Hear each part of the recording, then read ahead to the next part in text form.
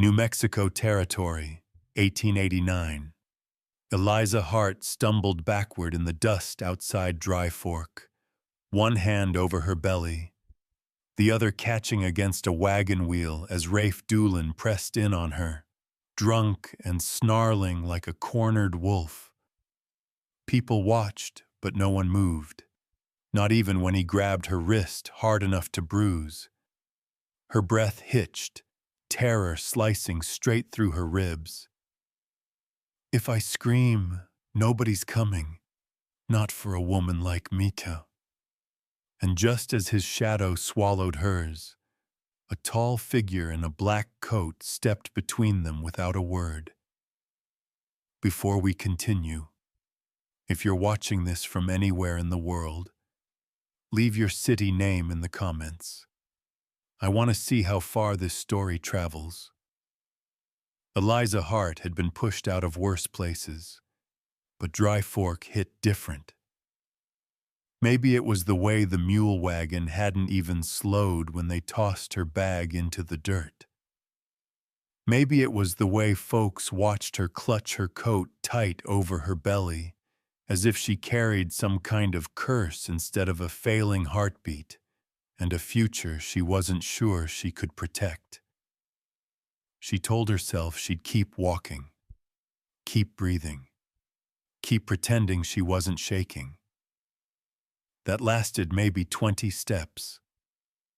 Rafe Doolin stumbled out of the saloon like a drunk shadow looking for something to break. His friends, 3 men with more whiskey than decency in their blood, followed close. Rafe's grin bent mean the second he spotted her. "Well, look here," he slurred. "The little stray they booted off the wagon. Thought you'd slip away quiet, huh?" Eliza froze. Her heart beat loud enough to drown the street noise. She didn't want trouble. She just wanted a place where her hands didn't shake this bad. But trouble found her like it always did, like it had a map to her bones. She backed into the narrow alley between the feed store and the saloon, trying to stay small. Her fingers curled around the old juniper token hidden under her collar, the only thing she'd saved from the night the flames rose.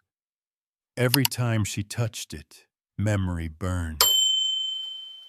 "Don't," she whispered. "I'm leavin'. You won't see me again." "Oh, I'll see you plenty." Rafe leaned in, breath sour. "A woman travels alone looking like you. Someone's gonna claim you. Could be me, could be." He didn't finish, because a shadow slid between them. A tall figure stepped into the mouth of the alley with the quiet weight of someone who'd survived too many nights like this to fear another. Black coat, shoulders steady, no threat spoken, just presence. The kind that made other men rethink their choices. Silas Crow. Eliza didn't know him. She only knew the way Rafe's drunk grin died the second he saw him. "Well, hell," Rafe muttered. "Didn't know Night Crow was in town." The name cut the air sharp. Eliza felt it like a cold drop down her spine. Night Crow. It carried a story, a shadow, a reputation no decent man wanted. Silas didn't move fast. Didn't show anger. He just planted his boots, gaze calm in a way that felt more dangerous than a drawn gun. "Back away, Doolin," he said. "Night's already ugly enough without you making it worse." Rafe laughed. The kind a man gives when he's scared but won't admit it. "Look at this. Black Crow playing hero now. Didn't think you took in strays." "She's not yours to corner," Silas said. "Step away." Eliza's breath trembled. Something inside her whispered she should run. Any man with a name like his carried trouble. But his voice, it wasn't cruel. It wasn't hungry. It wasn't like the voices that had trapped her before. It was steady. That was enough to hold her in place. Rafe lunged as if testing how far he could push. Silas caught him by the front of his coat, slammed him against the wall once. Clean, controlled, no more force than needed. "Walk away," Silas repeated. Rafe spat but backed down, muttering curses as he staggered out of the alley. His friends followed, stumbling like shadows, losing their shape. Silas didn't watch them leave. He looked at Eliza instead. "You hurt?" he asked. His voice wasn't soft, but it was careful. Like he'd learned the hard way not to step too close to anyone already shaking. "I'm fine," she lied. He didn't call her on it. Just nodded once, a gesture that said he understood the kind of pride it took to stand up after being cornered. "You got anywhere to go?" he asked. She swallowed hard. "No." "Then you ride with me." Her breath hitched. I can't pay." "Didn't ask you to," he said. "You need a roof. Iron Juniper's got one." Iron Juniper Ranch. She'd heard whispers. A quiet place run by a black rancher who didn't take kindly to cruelty. Folks said he kept to himself. Folks also said to stay out of his past. But Eliza had no choices left. Only bruises and a heartbeat trying to stay alive. Silas turned slightly, giving her space. "If you're comin', come now. Men like Doolin don't stay scared long." Her knees almost buckled at that. Not from fear. She'd lived with fear like a second skin. But from the strange relief of someone saying I'm with me without strings hidden underneath. She followed him out of the alley, steps small, breath uneven. The street had gone quiet. The cold cut through her coat, but something warmer flickered in her chest. Not trust. Not yet. Just the smallest feeling she wasn't entirely alone in the world. Ben Crow waited by the horses, a young teenager with sharp eyes and a jaw set too tight for his age. He looked at her with a mix of worry and irritation, like she was a storm cloud Silas had decided to drag home. "What's she done?" Ben asked. "Nothing," Silas said. "She's under our roof till she finds her feet." Ben frowned, but didn't argue. Silas helped Eliza mount, keeping his hand respectful, steady, never lingering. As they rode out of Dry Fork, Eliza looked back only once. The saloon lights glowed like open mouths ready to swallow her again. She pressed a hand against her belly. This time, someone had stood in the doorway and said no. And for the first time in months, a thin thread of hope wrapped itself around her ribs and held tight. The road out of Dry Fork stretched thin under a moon that looked worn around the edges, like it had watched too many good people run for their lives. Eliza rode behind Silas, hands gripping the saddle horn tight enough to ache. The horse moved steady, but her breath didn't. Every jolt sent a small pinch through her side, a reminder of everything she was trying to keep hidden. Silas didn't speak for a long while. Neither did Ben. They rode like they knew sound traveled too far on a night this sharp. Eliza kept expecting Silas to turn, to ask what she was hiding under her coat. why trouble followed her like a second shadow. But he didn't. And somehow that unsettled her more than any interrogation would have. "You cold?" Silas asked softly, without looking back. She hesitated. "A little." He reached down, grabbed the blanket tied beside his saddle, and passed it over his shoulder for her to take. No glance, no judgment. Just the clean, uncomplicated gesture of a man who'd learned how to offer help without crowding someone. "Thank you," she murmured. Ben rode slightly behind her on his own horse, eyeing her with a mix of suspicion and something softer he was fighting hard to hide. He couldn't have been more than 15, maybe 16, but his eyes were older, like he'd been forced to grow up around things no boy should. "You bleeding?" he asked abruptly. Eliza stiffened. "No." "You're holding yourself like you are." Silas cut in before she could fumble for a lie. "Ben, I'm just saying, let it be." Ben huffed under his breath, but he listened. His horse stepped closer to hers, though, just enough to catch her if she slipped. The gesture nearly broke her. "You don't trust me," she whispered. Ben shrugged. "Hard to trust someone when we don't know who's coming after 'em." "Fair. Too fair." Eliza swallowed around the knot in her throat. She wanted to tell him no one was coming. She wanted to say she was running from ghosts, not guns. But ghosts had a way of showing up with guns if you survived long enough. Silas guided them off the main road, taking a narrow path that dipped between the juniper line and the dark edge of the hills. "We'll be at the ranch soon," he said. "It's not much, but it's quiet. Quiet goes a long way."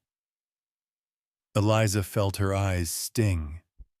Quiet sounded like a luxury. Her body swayed tiredly with each step the horse took. She hadn't eaten properly in days. Sleep had been worse. She'd lived on flight and fear so long that her bones ached from the effort of holding herself upright. A sharp cramp pulled through her stomach. She gasped quietly, trying to hide it, fingers tightening around the blanket. "You okay?" Silas asked again, more alert this time. "Just tired," she whispered. He didn't push. Maybe he sensed she would crack if he did. Minutes later, her voice slipped out without her wanting it to. Why did you help me back? There?" Silas didn't answer right away. He seemed to pick his words one by one. "Because no man should corner a woman," he said simply. "Not ever. Not for any reason." She closed her eyes. Simple words. But they hit her chest like a stone dropped into water. Deep, heavy, rippling through memory. Ben kicked at a rock in the path. "You don't owe her an explanation, Uncle Silas." "Don't need to owe someone to do right by him," Silas said. Ben didn't respond, but his jaw shifted. Silas continued, "And I don't want anyone saying Iron Juniper shut its doors when someone was scared enough to ask for help." Eliza's breath trembled. She couldn't remember the last time someone had spoken for her instead of about her. The lights of the ranch came into view at last. Just a single lantern hanging on a post, swaying in the cold wind like a tired heartbeat.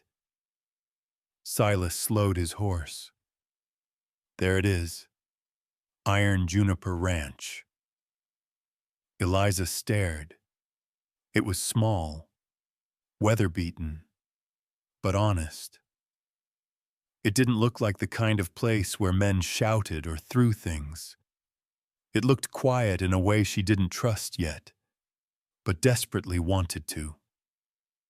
When her feet hit the ground, her knees almost buckled. Silas steadied her with one hand on her elbow, gentle, letting her decide how much weight to give him. "You sure you're not hurt?" he asked. She wasn't sure of anything, but she nodded anyway. Ben grabbed her bag from the saddle, muttering, "Hope you don't bring trouble." But there was no bite to it, just fear.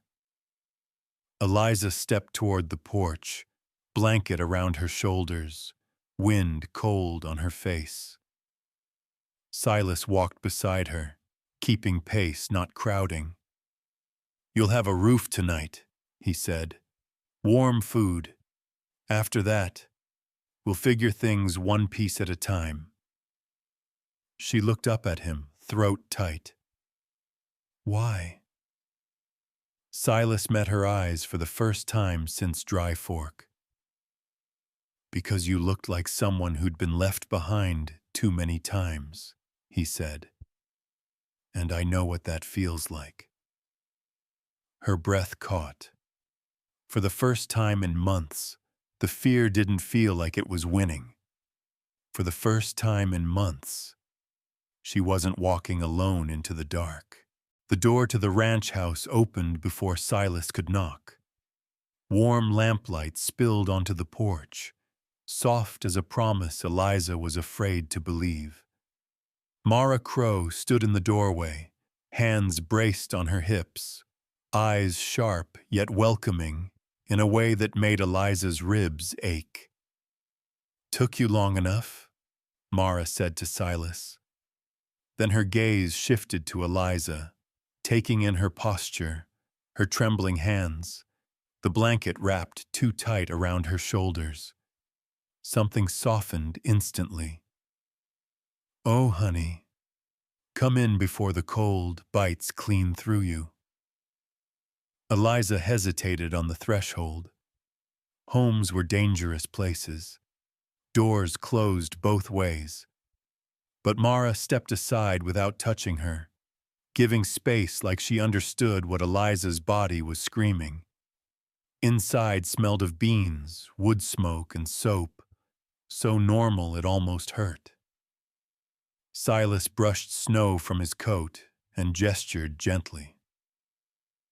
"This is Mara. She keeps the place upright when I'm too stubborn to admit it's fallen apart." Mara clicked her tongue. "Don't let him fool you. He works like he's being chased by the devil himself." Then she turned back to Eliza. "What's your name, sweetheart?" "Eliza," she whispered. Her voice cracked a little. Mara pretended not to notice. Ben stomped in behind them, muttering something about horses and trouble, but Mara swatted his arm lightly. "Mind your manners."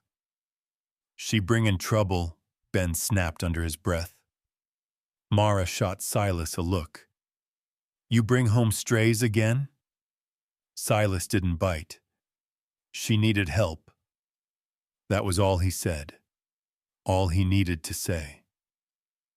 Mara took a closer look at Eliza's face, at the fear packed tight in her eyes, and sighed softly.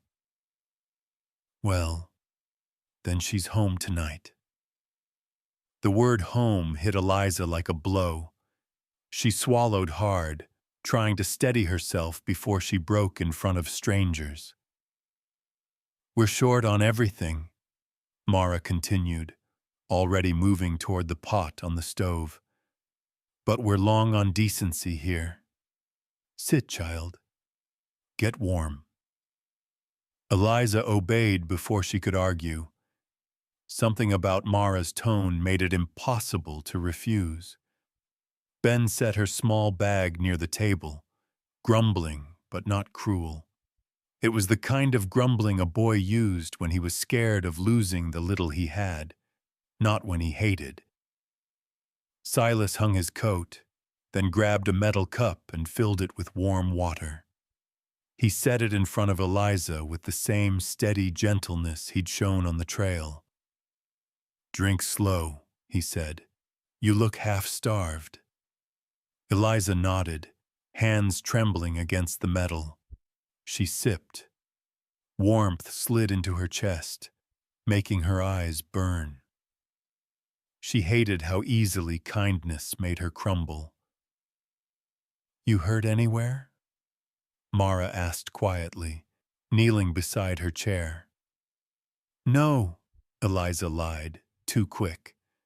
Mara saw it.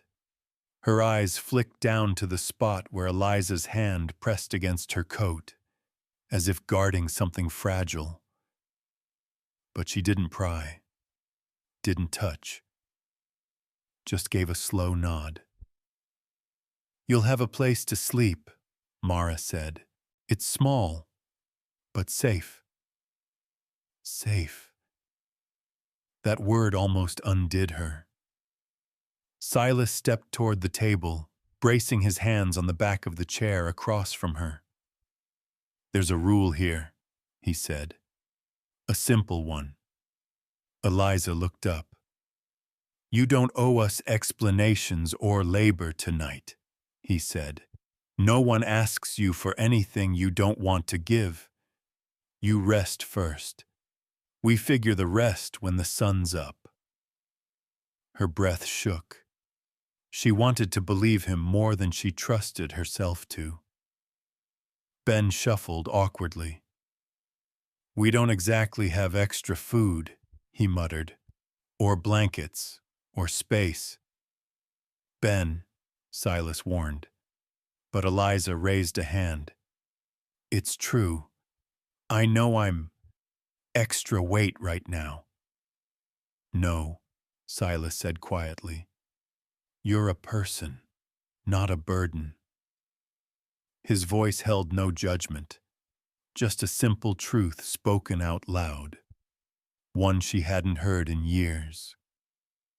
Mara rose and brushed her palms on her apron. "Let me grab an extra quilt.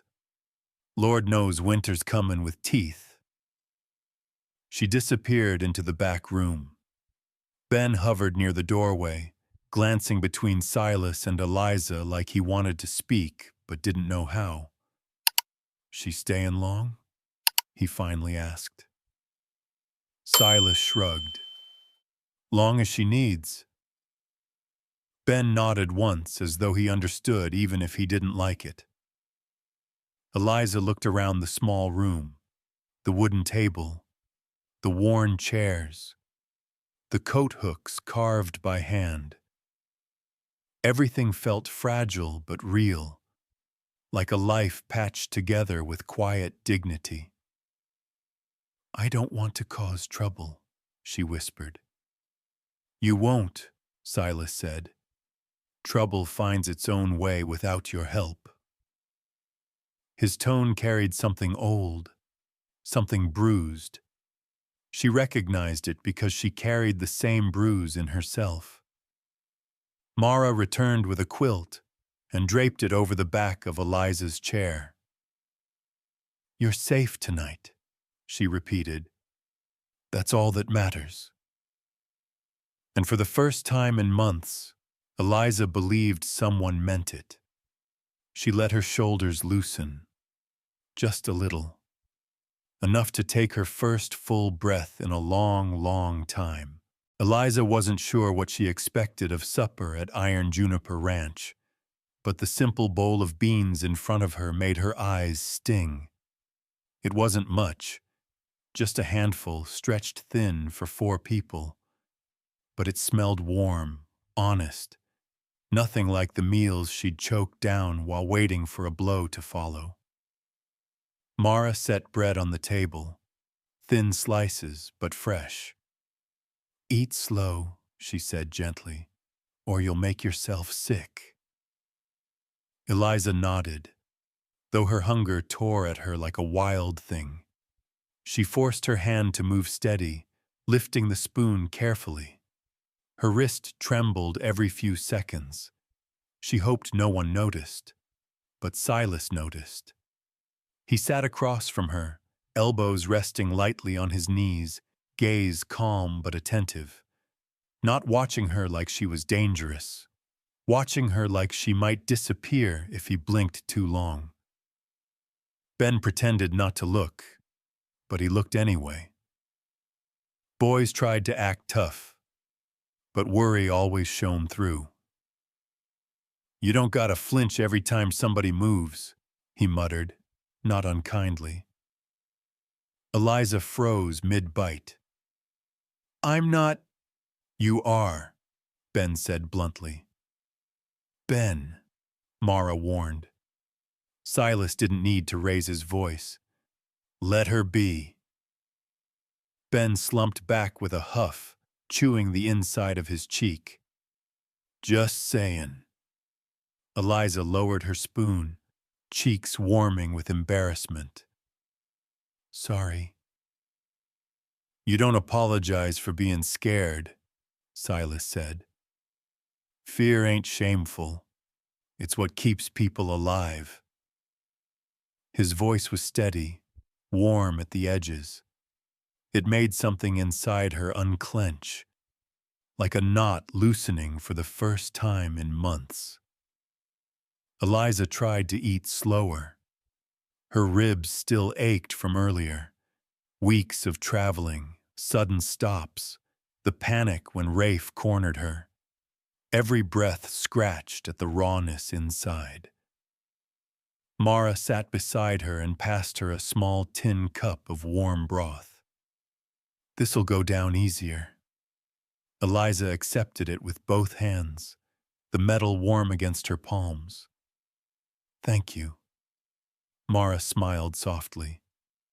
"Child, you don't have to earn every kindness you get." But Eliza wasn't sure she believed that yet. Ben reached for the bread, but as he leaned forward, his eyes caught something on Eliza's wrist. Something dark. A mark. "What's that?" he blurted.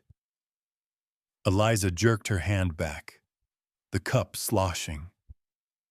Silas straightened instantly. Mara frowned. "Ben." "No, look. That's a burn." Ben's voice rose, a little too sharp. "Like from a fire." Eliza's whole body locked. Silas's gaze flicked to her wrist, then to her face. He didn't pry. He didn't demand answers. But Eliza could feel the truth clawing its way through her chest. Mara reached gently for Eliza's sleeve. "May I?" she asked. Eliza pulled her arm protectively to her stomach. "It's nothing." But it wasn't nothing. It was the memory of flames, of someone screaming, of smoke filling the sky while men laughed. Mara didn't push. She simply set her hand on the table, close but not touching. "We all carry scars. Here," she said quietly. "None of them disqualify you from a warm meal." Eliza swallowed hard. Silas leaned back, voice low. "Nobody's forcing you to tell us anything. You speak when you're ready, or never at all. It's your choice." Your choice. God, how long had it been since she'd had one? Ben shifted awkwardly. "I didn't mean to. I just thought maybe you needed salve or something." His tone changed, from suspicion to concern. "It's okay," Eliza whispered. It's been a long time since I wasn't scared to show anything." Mara nodded. "Then tonight you rest. Tomorrow, we see where the world stands." Silas added quietly. But know this, no one here will use your past against you. Not if I'm breathing. Eliza set her spoon down, her appetite struggling against emotion. She braced both hands on the bowl to steady herself. I'm not used to people being kind, she admitted. Silas gave a faint, sad smile. Kindness ain't charity. It's choice. Ben cleared his throat, uncomfortable with all the feelings in the room. You can have my bread if you want. Eliza blinked. No, Ben. You're just a kid. You need... I said you can have it, he insisted, shoving the slice across the table. We'll figure something out. The gesture hit her harder than she expected.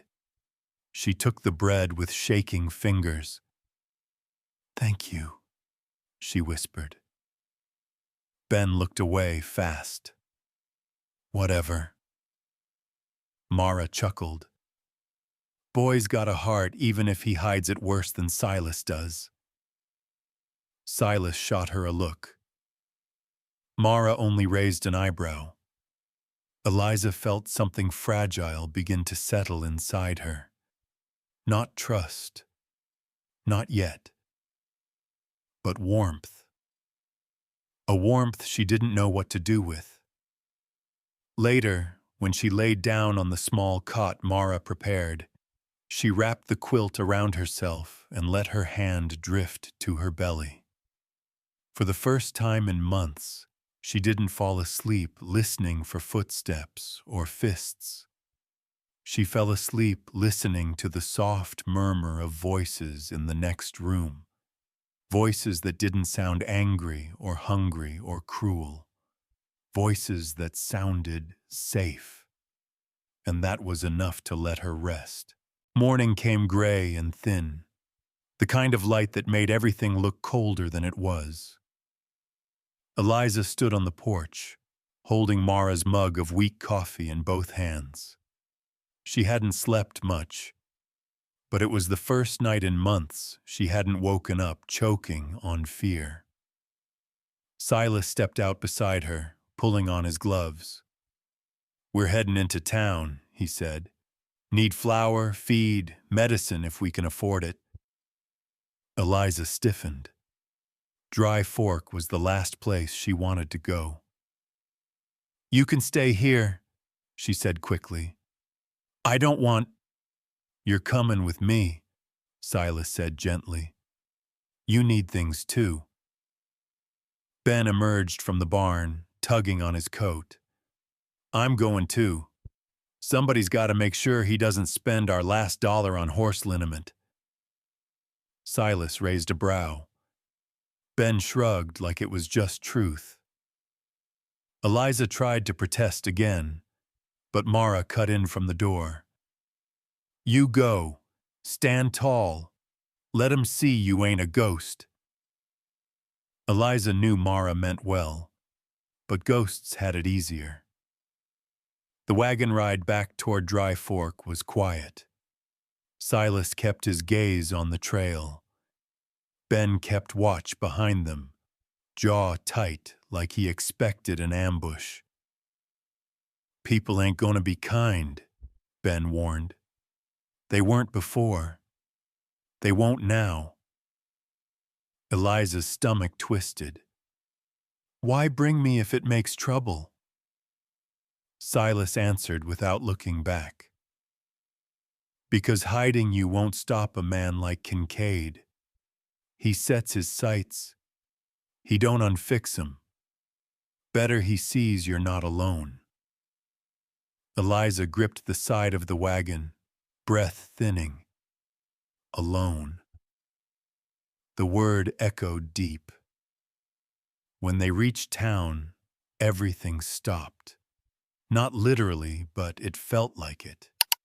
Men on the boardwalk stopped sweeping. Women paused at the wash posts. A few children were called inside so fast their boots scraped.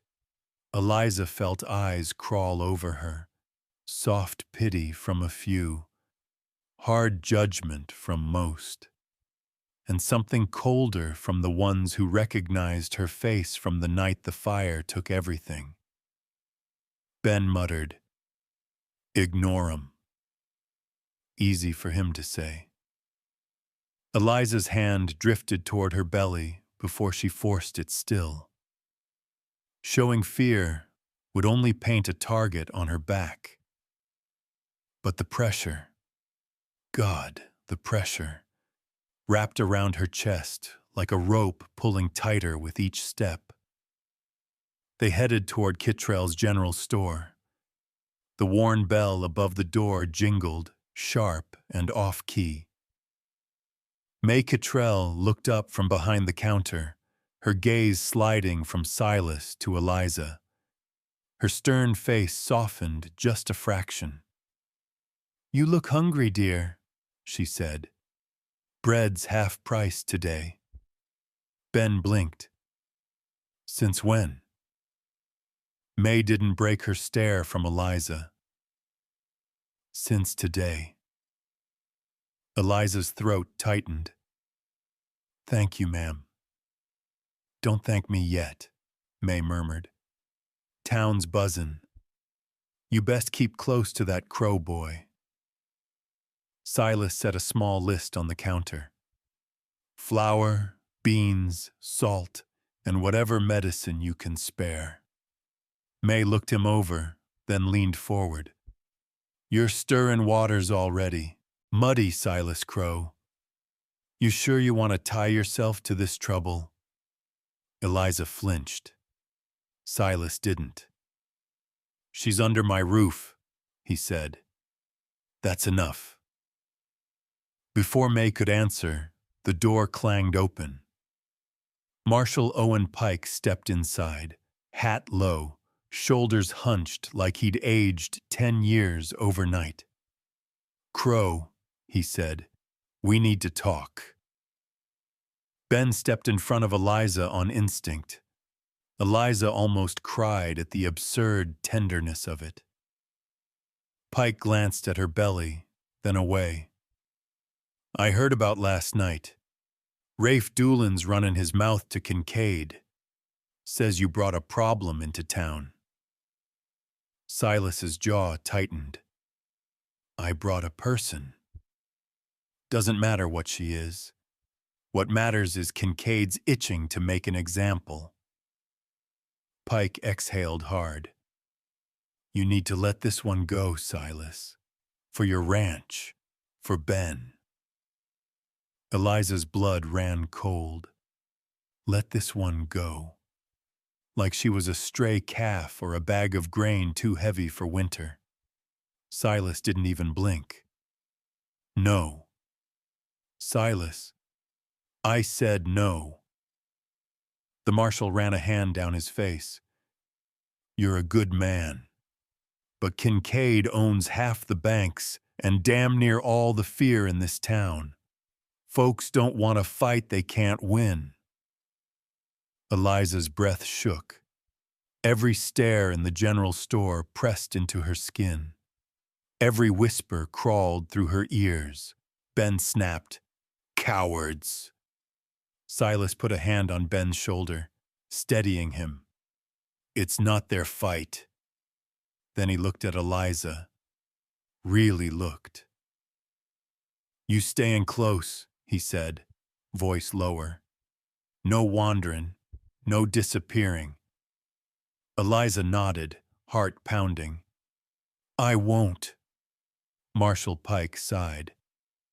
"Holt Kincaid's asking questions about that fire years back. Says people are remembering faces." His gaze slid to Eliza. "Yours included." Her knees nearly gave out. "Not here. Not now." Silas stepped closer, standing between her and the world. "We're done here," he said. "Let's go."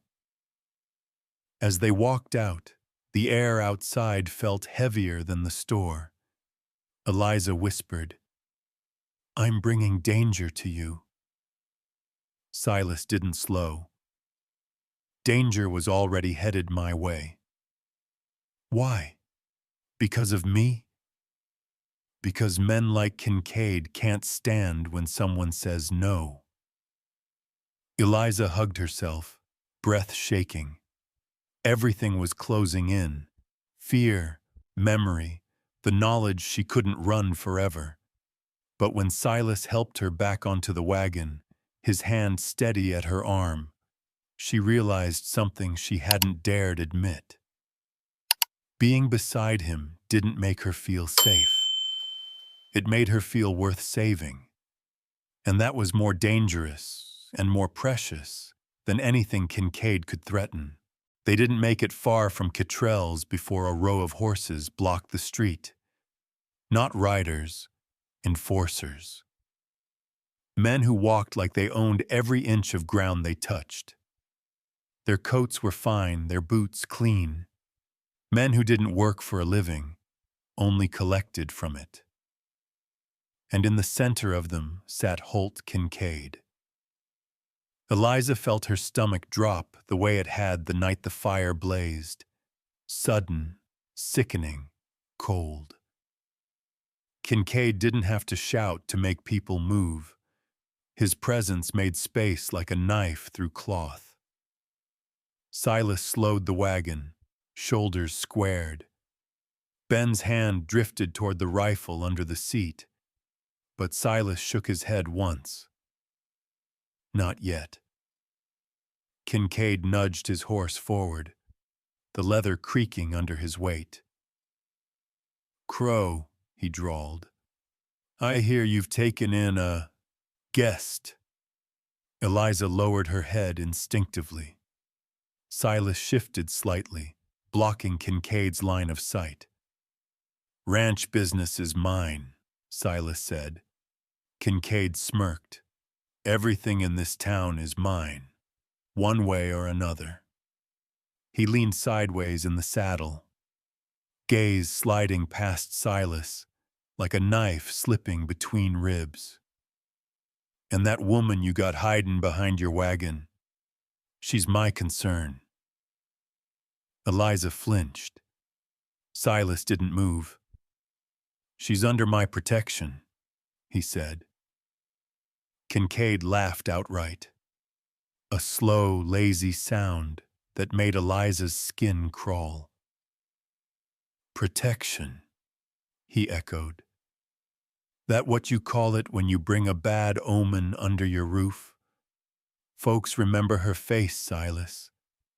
The night the juniper camp burned. People died. Men you once rode with." Eliza froze. He knows. He knows what she's running from.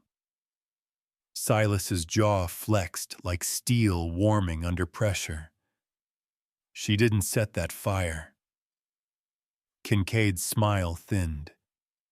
"No? She was there. That's enough."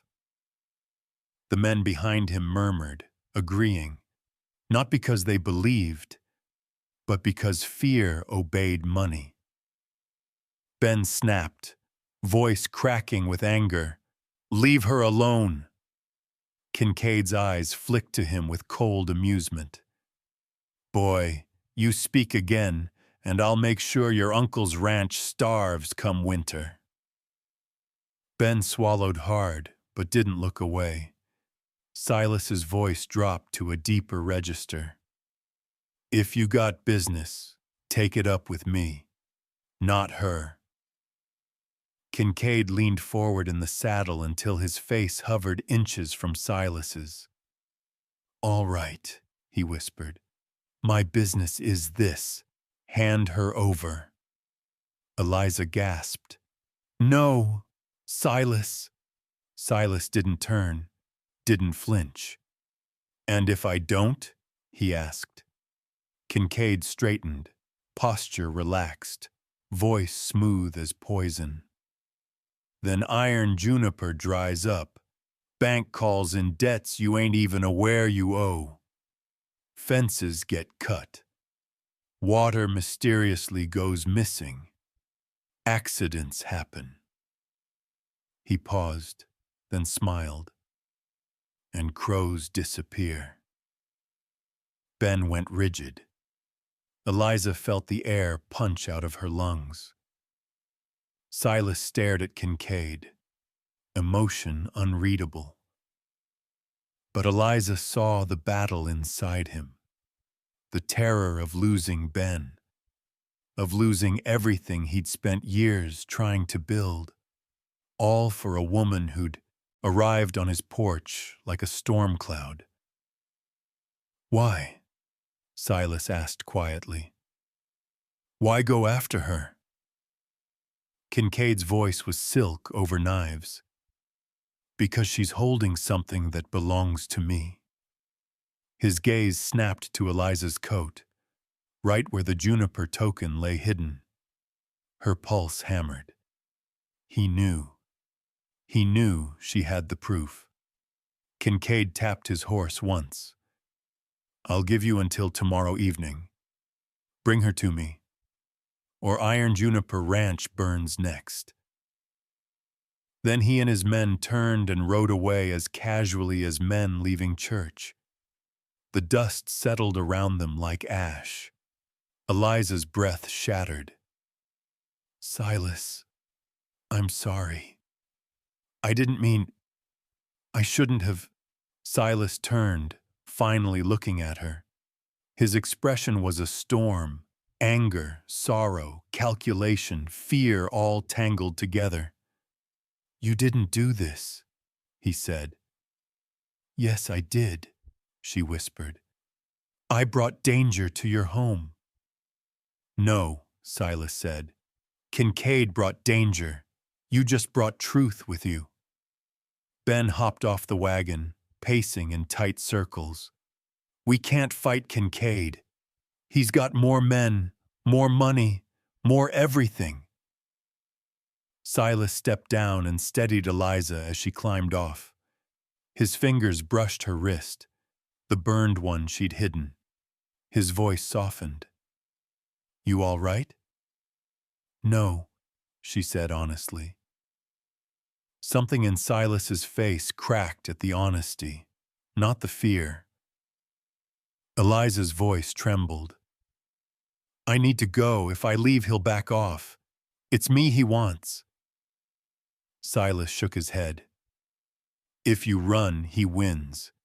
He makes you property again. Is that what you want?" Her breath caught.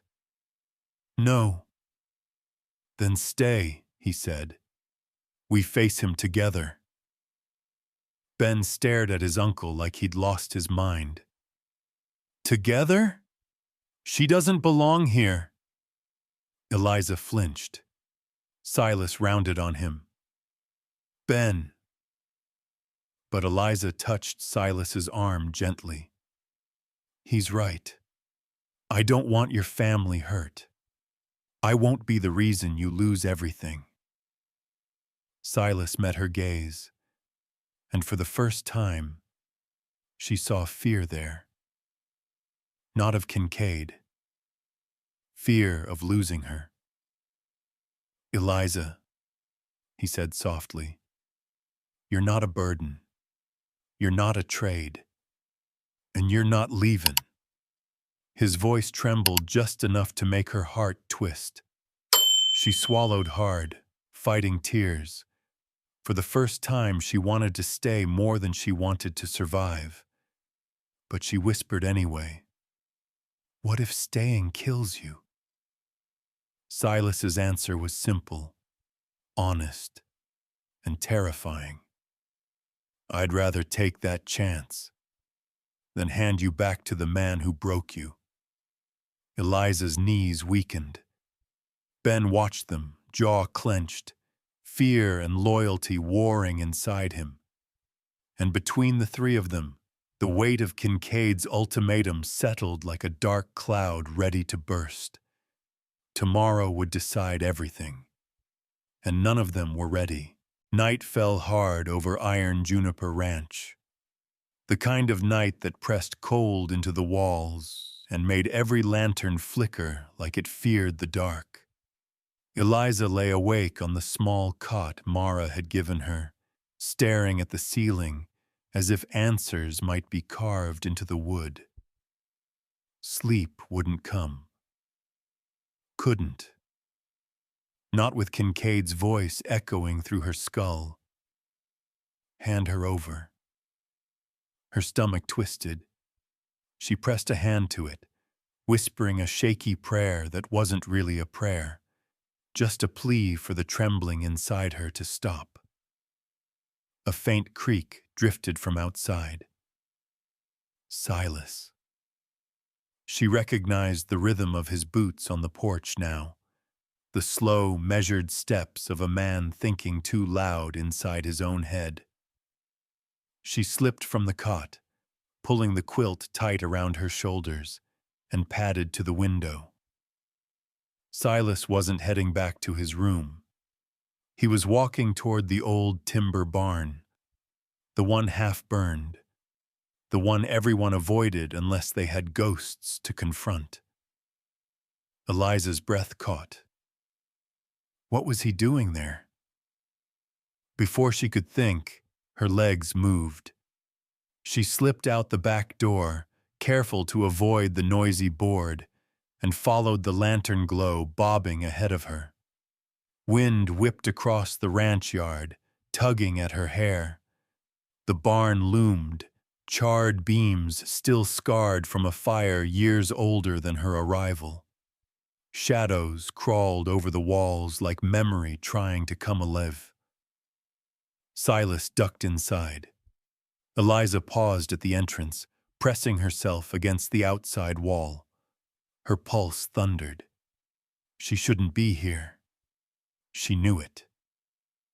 But fear, raw, stubborn fear, dragged her closer. Inside, the lantern revealed Marshal Owen Pike standing near the far beam, arms crossed, face etched with guilt and warning. Silas stood in the center of the old barn, head bowed. Pike spoke first. He gave you till tomorrow. Holt Kincaid don't bluff. I know. Silas's voice was low, hoarse. Doesn't change anything. Pike exhaled sharply. You're putting your entire family at risk over a woman you barely know. Silas lifted his head. Not over her. Over the kind of man I refuse to be again. Eliza's lungs froze. Again? Pike's eyes hardened. Then you better tell her, 'cause she doesn't know who you were when you rode with Kincaid. She doesn't know what Night Crow did in those timber wars. Silas's shoulders tightened, muscles pulling like he carried a boulder inside his chest. I didn't kill anyone that night. No, Pike said bitterly. But you didn't stop it either. Eliza slapped a hand over her mouth to keep from gasping. The fire, the screams, the men who laughed, the smell of pitch and burning wood. Silas had been there. Pike stepped forward. You want justice? Fine. But that woman, she's a match to every dry piece of kindlin' in this valley. You sure she won't burn you down too? Silas's voice broke on the edges. She's not the one who set the fire, Owen. She was a victim of it, same as my brother. Eliza staggered. His brother. Her knees nearly buckled. She clung to the barn's outer wall, throat tight, breath ripping in and out of her chest. Inside, Pike hissed, then why protect her? Why risk Ben? Why risk yourself? Silas whispered, because I failed once. I'm not failing again. Eliza squeezed her eyes shut. Pain surged through her like a blade sliding between ribs. Silas had ridden with them, with him, with the men who burned the juniper cabins. The men who chased her through smoke and darkness while she clutched the token to her chest and prayed to survive. He had been one of them. She pressed her fist to her trembling lips. Her heartbeat thudded so loud she feared the men inside would hear it. Silas kept talking, voice stripped bare. Maybe saving her now is the only damn thing I can do right. Pike sighed. Silas, people don't forgive men like us. Silas stared at the ashes in the dirt. I'm not asking her to forgive me. I just can't hand her back to the man who destroyed both our lives. The words should have soothed her. They didn't. They tore her open. Because now she knew. Silas wasn't a stranger to her past. He was a piece of it. Eliza stumbled backward, breath collapsing. Her mind spun.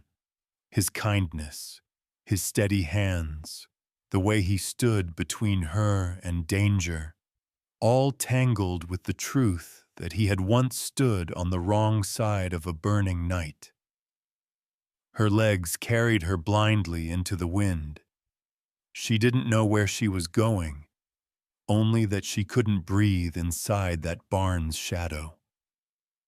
The quilt fell from her shoulders as tears blurred her sight. She fled toward the dark edge of the ranch, one arm wrapped around her belly like she could shield the life inside her from memories clawing their way up.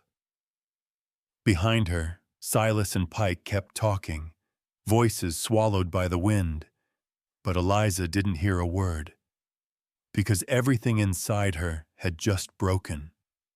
The past she'd been outrunning had finally caught her, and it wore Silas Crow's shadow.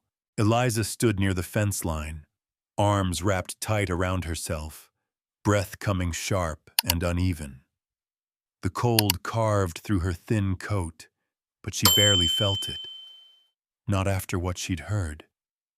Silas Crow, her one place of safety, the man who'd stepped between her and cruelty, had once ridden with the same men who burned the Juniper camp, the same men who shattered her life, the same night she'd nearly died clutching her Juniper token like a lifeline. A bitter wind gusted across the yard. It carried the smell of distant pine and something else. Something like endings. Eliza. His voice came from behind her, quiet, careful, the way someone approaches a wounded animal, unsure whether it will bolt or bite. She didn't turn. Don't. Silas stopped a few paces away, boots crunching on frost. You heard me and Pike. Every word. Silas exhaled slowly. That sound alone told her everything about the weight he carried. Then you know why I didn't tell you. No, she said, voice trembling. I know what you didn't tell me, not why. Silas didn't move closer. He kept respectful distance, hands at his sides, as if afraid any gesture might shatter her further. Eliza, I'm not proud of what I was. I'm not proud of who I followed. I was young, angry. I thought I owed loyalty to the wrong man. His voice cracked. I left that night, but not fast enough to save the people I should have saved. Eliza finally turned to face him. Tears streaked her cheeks, shining in the moonlight. You rode with them, she whispered. With Kincaid. Silas nodded once, pain twisting his features. Yes, and I've spent every day since wishing I'd turned my gun on him instead of riding under his banner, even for a season. Eliza's breath trembled, but she didn't look away. You were there the night the fire started. On the ridge, he said. Not in the camp, but close enough that I still smell the smoke sometimes. Her hand rose instinctively to her belly, a protective motion she had learned from fear long before instinct. Silas's eyes followed the gesture, softening, breaking.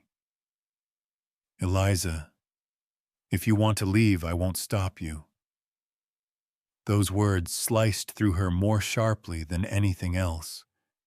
Leave, run, disappear.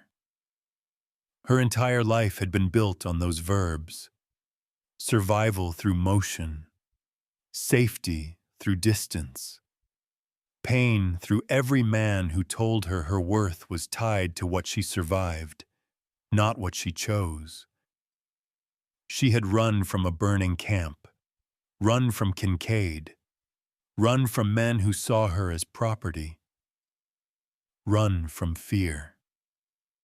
But tonight, something inside her snapped, or maybe finally stood up. No, she said. Silas blinked. No. I'm tired of running. Eliza took a shaky step toward him.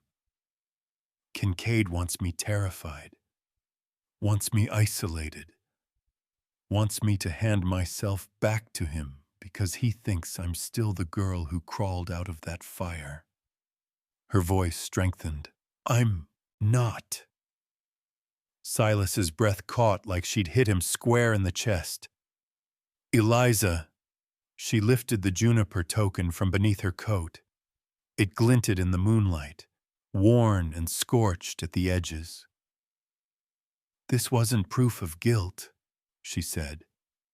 It was proof I survived. Proof I saw what he did. Proof Kincaid will kill me to keep that night buried. Silas stepped closer, but stopped when she raised a hand. I trusted you, she whispered, with more than I meant to. And hearing the truth tonight, God, Silas, it tore me open. But I didn't see a monster in that barn. What did you see? He asked hoarsely. A man who hates the worst version of himself, she said. A man who learned better. A man trying to keep his family alive, and trying to keep me alive too. Silas swallowed hard, jaw trembling. Eliza, I will carry that guilt the rest of my days, but I won't let it decide who I am anymore. Good, she said softly, because I won't let fear decide who I am anymore either. For the first time since she arrived at Iron Juniper, she stood straight, not shrinking, not apologizing for existing. Silas stared at her like he was seeing her for the first time. Eliza, you're brave. She laughed tearfully. No, I'm just finally too tired to be afraid. He let out a shaky breath, admiration and sorrow woven together. Kincaid will come tomorrow. I know. And he'll try to tear us apart. I know, she repeated. And you're still staying? Eliza took one more step, so close their breaths mingled in the cold air. I'm staying, she said, because my story doesn't belong to him anymore. Silas lowered his head, voice rough. Then we stand together. Her heart stuttered. Not alone. Not trapped. Not owned. Together. Eliza extended her hand. Silas hesitated, then gently took it, like he wasn't sure he deserved the touch. but needed it anyway. For the first time in a very long time, Eliza didn't feel like prey. She felt like a woman who had finally stopped running, and tomorrow she would face the fire again. Not as a victim, but as someone who chose to stand. Dry Fork had never been quiet. Not really. But that morning it felt like the whole town was holding its breath, waiting for something ugly to break loose. Word had spread faster than wildfire. Kincaid's calling the Crow woman out. Eliza felt it in every stare as they rode in. Felt it in the way shutters snapped shut like judgmental eyes. Felt it in the way children were pulled indoors as if she carried plague.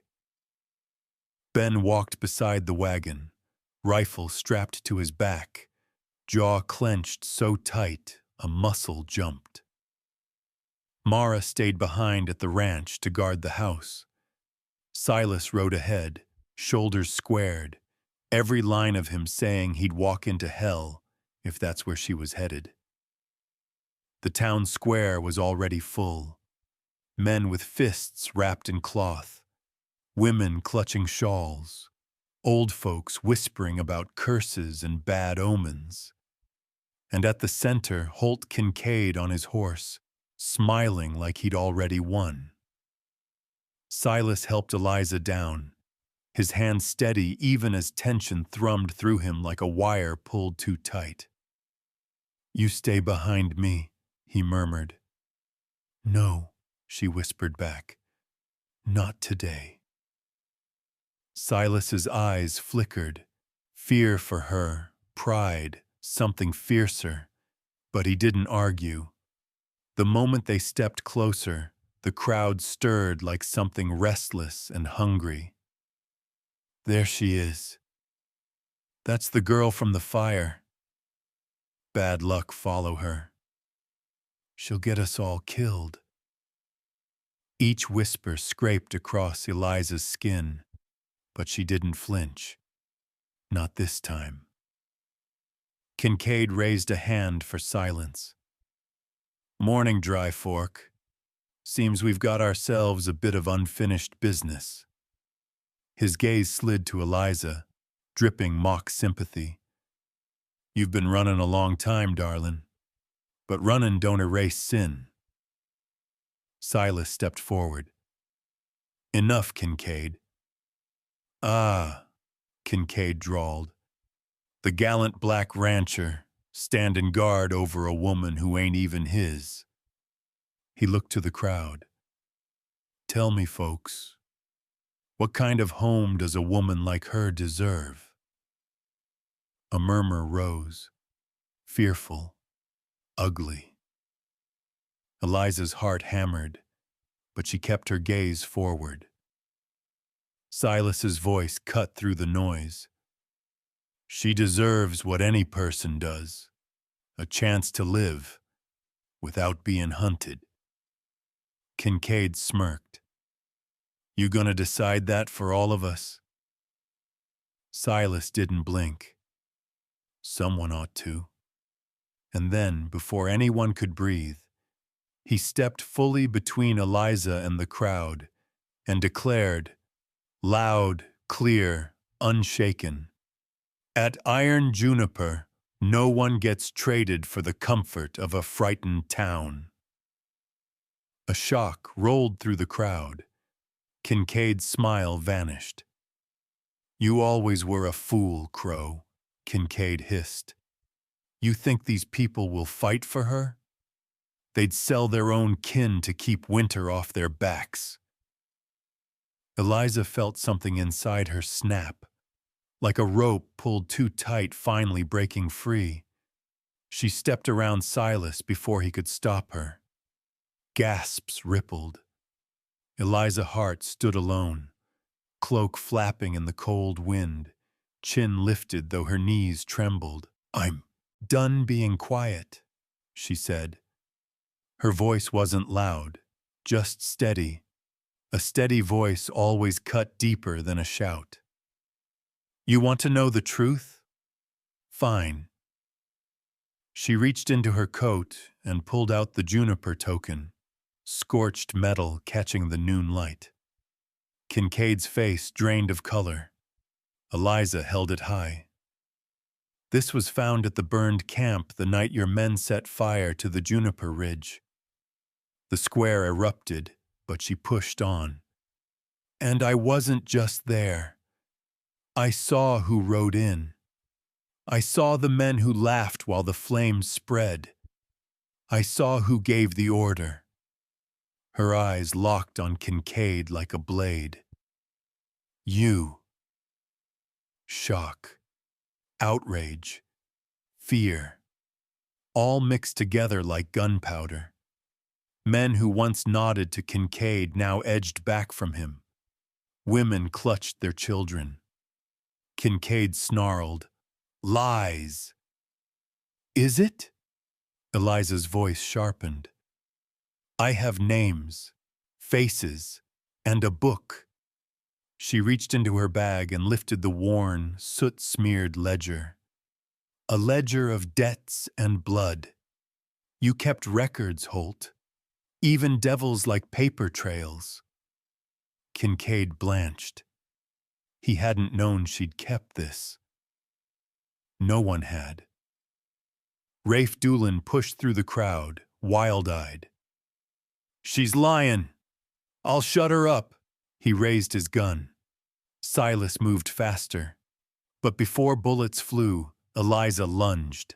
She grabbed Silas's arm, forcing his aim upward. His pistol cracked toward the sky, not Rafe. The crowd screamed. Horses reared. Rafe stumbled, shocked he hadn't been shot. Silas whipped toward her, voice rough. "Eliza, why?" "Because killing him makes Kincaid a martyr," she said, chest heaving. "And I want him exposed, not buried with honor." Her words fell into the square like thunder. Eliza revealing she'd been the key witness the whole time, and that Silas had once stood on the wrong side of that fire, made the town's certainty crumble. Silas stared at her, stunned, reverent, broken open. But the crowd wasn't done. Old Mrs. Malley raised a trembling hand. "Kincaid, you said those men died in an accident." "And you took their land after," someone else shouted. "You lied to us." Kincaid's horse shuffled as the crowd turned. For the first time since Eliza had known him, Holt Kincaid looked scared. Silas moved to her side, close but not touching. His voice was low, meant only for her. "You didn't have to protect me like that." "Yes," she whispered. "I did." A beat. Soft. Devastating. Silas whispered, "Eliza, you just changed everything. The town, the law, the future. All of it was shifted, trembling, breaking into a new shape. And the next breath would decide whose side the world landed on." Night settled over Iron Juniper Ranch like a weary sigh, the kind that follows chaos too big for daylight to hold. The square had emptied in a storm of shouts, accusations, and frantic movement. Marshal Pike had put Kincaid and Rafe in chains before the crowd could decide on blood instead of justice. Now, in the quiet after the uproar, Eliza felt the tremble in her legs that she'd held back all day. Silas walked beside her as they crossed the porch, neither speaking. The weight of everything unsaid pressed between them, truths revealed, pasts exposed, futures shifting like loose gravel. Inside, the small kitchen lamp cast a warm glow over the table. Ben was in the corner polishing a rifle, movements sharp and angry. Mara stood by the stove, worry etched into every line of her face. "You two all right?" she asked. "No," Ben snapped. "We're not. Uncle Silas could have been shot. She could have been killed. Everything almost—" "Ben," Silas said softly, but Ben's fear had grown teeth. "You should have stayed quiet, Eliza. You didn't have to—" Eliza swallowed, voice fragile. "I couldn't." Ben slammed the cloth down. "Why not?" Eliza looked at him, tears welling. "Because hiding kills people. I've been hiding since I was 16. I'm tired of watching others pay for my silence." Ben froze. Mara crossed the room and gently cupped Eliza's face. "Child, you did what was right." Silas stepped forward. His voice was rough, almost breaking. "Ben, out." Ben blinked. "What? Why?" Silas met his eyes. "Because I need to talk to her alone." Ben opened his mouth, closed it, then grabbed his coat and stormed outside, muttering curses at the world in general. Mara followed, giving Silas a soft nod that said, "Don't waste this moment." Silas turned back to Eliza, and suddenly they were alone. Just the two people whose pasts had collided like storms, and who now stood trembling in the stillness after.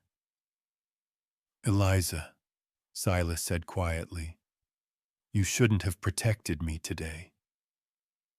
Her chest tightened. "I wasn't protecting you. I was protecting who you've become." Silas closed his eyes, pained. "I stood on the wrong ridge that night. I didn't light the fire, but I should have stopped it. Should have done something." "You left," she whispered. "Too late." She shook her head. "Too late is still different from never." He opened his eyes then, dark, raw, searching. "You saw what I was. Why aren't you running from me?" Her breath trembled. "Because the man in that square today wasn't the one from the ridge." Silas swallowed hard. "I stood there because I couldn't stomach the thought of Kincaid touching you again." The confession cracked something inside her. "Silas." Her voice turned to air. "You mean something to me. More than I knew until today." She wiped at her cheeks, shaking. "Back there. I wasn't thinking about fear. I was thinking about you." Silas stepped closer, then closer still. "Eliza, I ain't clean. I ain't a man untouched by sin. You deserve someone better." "No," she whispered, taking his hand in both of hers. "I deserve someone honest. Someone who fights for what's right, even when it costs him everything." "That's you, Silas Crow." His breath hitched. "Why would you choose me?" Her answer broke with truth. "Because I'm tired of being saved and never chosen.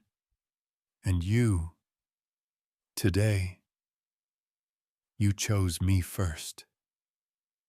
Silas's head bowed like he'd been struck. He squeezed her hands, voice shaking. "Eliza, listen to me. I'm not asking to save you anymore." Her heart stilled. "I'm asking to stand beside you, if you'll let me." She stepped into him, forehead against his chest. "I'm letting you." His arms, strong, careful, trembling, wrapped around her like she was something precious, something he'd never let go again. The door creaked. Mara peeked in, saw them, and quietly shut it again. Silas whispered into Eliza's hair, "Thank you for seeing me, for staying, for choosing me." Eliza pulled back just enough to meet his eyes. Her voice was small but fierce. "We're choosing each other." Outside, the wind softened. Inside, something broken healed. Not fully, not instantly, but enough to begin. Dawn broke over Dry Fork with the kind of pale light that made everything look half-washed, half-forgiven. Folks drifted toward the square with stiff shoulders and uneasy eyes, each step carrying the weight of what they'd screamed the night before. Marshal Pike stood on the wooden platform, Kincaid and Rafe Doolin bound behind him. Dust clung to their coats like guilt that wouldn't shake loose. Silas, Eliza, Mara, and Ben arrived together, an unspoken front of their own. Whispers stirred the air. "That the girl? Crow's trouble. Or maybe we're the ones who did wrong." Pike raised his hands. "Let's get this over with." He opened a folder, thin but heavy enough to make a few folks shift guiltily. "Holt Kincaid," the marshal said, "you stand accused of attempted murder, conspiracy to seize land by coercion, arson during the Timber War, and obstruction of justice." Gasps rippled. Kincaid lifted his chin, still proud, still poisonous. "That woman's lying. Always been lying. Ask anyone." But this time the crowd didn't murmur agreement. It hesitated. Eliza stepped forward before Pike could continue. She felt Silas tense beside her, but she laid a hand on his arm, not stopping him, grounding herself. She spoke not loud, but steady. "I lied once," she admitted. "When I ran. When I hid. When I kept what I saw inside me because I thought no one would protect the truth." Her voice cracked, but she didn't stop. "But last night, you all heard what I carried. And today, I'm telling you again. This man ordered that fire. He branded anyone who survived as loose ends, and he chased me across 3 counties to make sure I stayed silent." Rafe spat. "You think anyone's gonna take her word over ours?" A voice cut in, an old one, trembly but firm. "I will." May Kellerman stepped out of the crowd, shoulders bent with age but eyes blazing. "That girl came to me months ago, bruised and starvin'. She never asked for anything but a place to sit. And even then, she kept looking over her shoulder like a deer with an arrow in its ribs." May locked eyes with Kincaid. "Fear like that don't come from nothin'." More murmurs. Different this time. Softening. Shifting. Harlan the blacksmith stepped forward next. "Silas Crow fixed my roof in the middle of a storm. Didn't take a dime. Didn't ask for thanks. A man like that doesn't protect evil." A ranch wife added, "He brought wood to my place during the freeze." Another whispered, "Ben saved my boy from a rattler." Then someone else said what everyone had avoided for years. "We judged them 'cause of their skin, 'cause they weren't like us." Silence. Raw. Real. Ben's fingers tightened on Eliza's sleeve. The boy didn't speak. but his chin lifted higher than it ever had. Marshal Pike cleared his throat. I'm done here in defense for men who've had 20 years to own up. He turned to Kincaid. Dry Fork is moving forward, with truth. Kincaid snarled. You're making a mistake. Without me, this town, Pike snapped, will learn to stand without devils propping it up. He looked at his deputies. Take them. Rafe cursed as he was dragged toward the jailhouse. Kincaid barked threats until the door slammed shut, cutting his voice clean off. The square fell into an uncertain, fragile quiet. Then an old farmer stepped forward, hat in hand. He faced Silas. I said things about you I ain't proud of. He swallowed hard. I was wrong. Silas said nothing for a long moment. Then he set his jaw and offered the man a small nod. Just that. Enough. Another townswoman approached Eliza. We shouldn't have turned you away, she whispered. We were scared. Fear ain't an excuse. Eliza breathed out slowly, the weight loosening its grip on her ribs. Thank you, she said quietly. Mara squeezed her shoulder from behind. Ben gave a small, triumphant snort. And Silas. Silas stood close enough that Eliza felt his quiet strength settle around her like a coat. He spoke at last, low, steady, carrying across the square. We can't change how this town started, but we can change how we live in it. Heads nodded, one by one. Small at first, then stronger. Hope didn't bloom instantly, but it took root. Right there in the dusty square where fear had ruled the night before. And for the first time since her world burned, Eliza felt like the truth wasn't something that destroyed. It was something that rebuilt. Something she was finally allowed to stand inside of. Next to the man who chose her.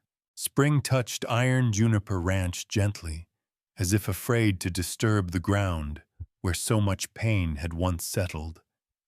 The air held that tender smell of thawing earth and wood smoke, and the house, patched, strengthened, lived in, seemed to breathe easier with every sunrise. Eliza stepped onto the porch with little Rosa on her hip, the baby bundled in a soft blanket Mara had sewn from scraps. Rosa giggled at the breeze like it was speaking her name. Her tiny fingers curled in Eliza's shirt, warm and impossibly small. Silas came up from the pen, boots dusted, shirt sleeves rolled, looking like a man who'd learned to live again, but didn't quite trust his luck. He paused at the steps, watching mother and daughter with a softness he never showed the world. Eliza, he said quietly, she's getting heavy. She's getting spoiled, Eliza teased, shifting Rosa so the little one could reach toward him. Silas climbed the steps and took Rosa carefully, always carefully. He held her like she was something holy, something he needed both hands and all his heart to protect. Rosa squealed and smacked his cheek with her chubby palm. Silas laughed, a real one, the kind that cracked his voice and softened his shoulders. Guess that means she's glad to see you, Eliza said. I'm glad to see her too, he murmured, kissing the baby's forehead. He meant it. He meant every damn word. Ben pushed open the barn doors with a loud creak that nearly startled Rosa. "Don't you two start without me," he called, proud as a rooster. "Got something to show you." Eliza exchanged a puzzled glance with Silas. What now? Ben sprinted across the yard, a metal piece glinting in his hands. When he reached the porch, he held it out like a treasure. The wind caught it. It chimed. Soft. Clear. Pure. Eliza's breath halted, because she recognized the metal, even hammered thin, polished, reshaped.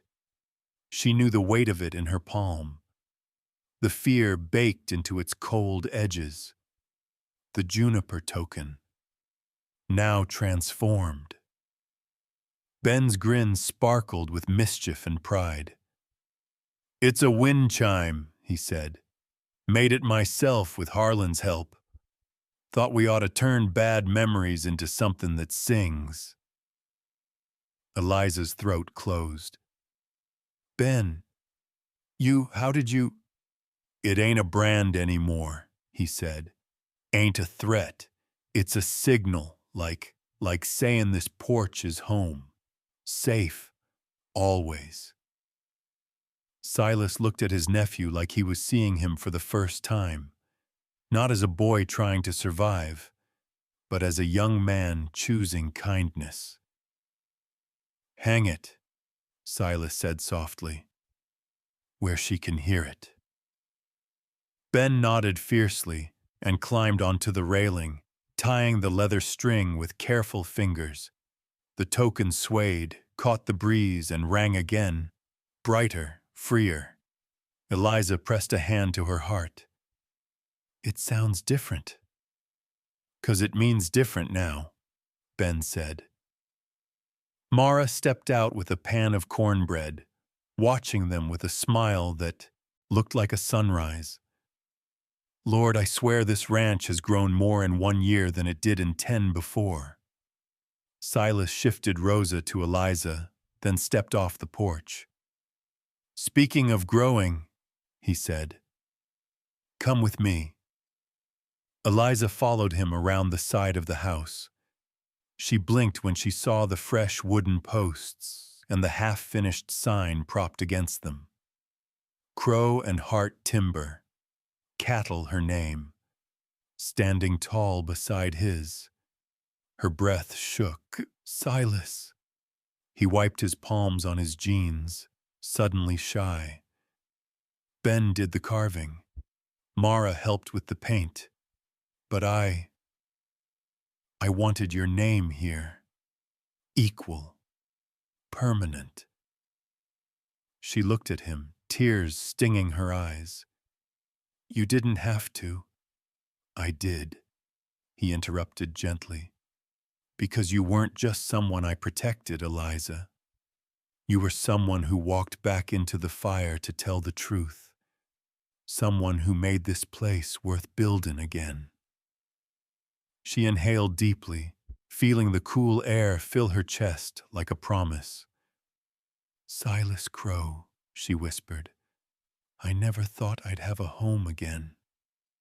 He stepped closer, brushing a strand of hair behind her ear. "You don't gotta earn this home. It's already yours." Rosa babbled between them like she approved of everything. Eliza looked toward the porch where the chime rang softly, toward the fields where Ben was chasing a stray calf, toward Mara humming over her baking. Then she looked at Silas, at the man with a past heavy as iron and a heart stubborn enough to change. She reached for his hand. "I'm not afraid anymore," she said. "Not of what was, not of what comes next." Silas tightened his grip. "And I'll be here for whatever comes." They walked back to the porch together, Rosa between them, the wind chime greeting them with its gentle voice. The sound wasn't fear. It wasn't warning. It was welcome. It was belonging. It was home. Eliza leaned her head on Silas's shoulder as the ranch stretched before them, mended, imperfect, beautiful. A life rebuilt, a family chosen, and under the soft ringing of the juniper wind chime, Iron Juniper Ranch finally felt like the place where broken things didn't stay broken. They grew.